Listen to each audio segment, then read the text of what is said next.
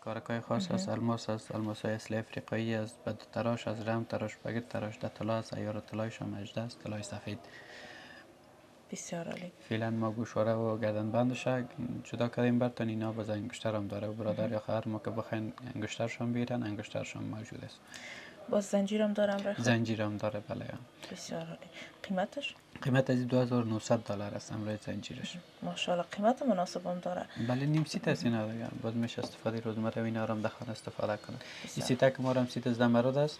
تقریبا تنها نگین وسطش 12 قیراط می از گردن بندش بله. گوشواره داره، انگشتر داره. خب نیم سیته خاص است و از خاصیتایی که نیم سیت ما داره این نگیناش رف است، کت نشده. به کتایی که ما پیشتر به معرفی گرفتیم هیچ کت نشده، به شکل طبیعی است، اگر دست نخورده است. دیگه او خواهرای ما که چی داخل کشور باشه چی خارج از کشور باشه بخواین که یک امانت از افغانستان استفاده کنن و بپوشن، مورم به شکل طبیعی و دست نخورده بهترین انتخاب است باشه.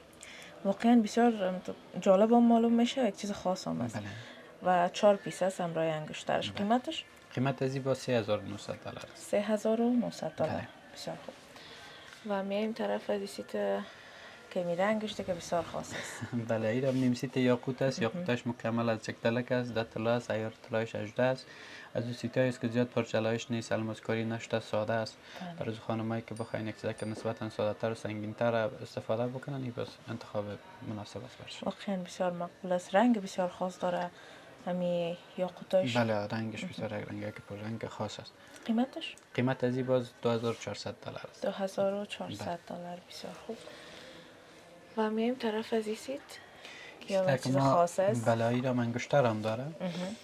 دیگه انگشتر از گوشواره است همراه گردن بند. سیت ما زمرد است، زمردش هم زمردای پنجشیر است، ده طلا است، ایار طلایش هم 18 است. سیت مکمل با $3200 می. بسیار مقبول. $3200. $200. یک چیز که تو خاص و ساده. توفه ای را میشه که این استفاده شد. بله. و این دیگه نیم سیت نیست، سیت این پوره دیگه است. سیت مکمل است، سیت پوره است، انگشتر داره، گوشواره داره، گردن بند داره مکمل، زمردای پنجشیر استفاده شده همراه نگینای خود زرکان. دیگه بسیار این سیتک خاص است ایرا.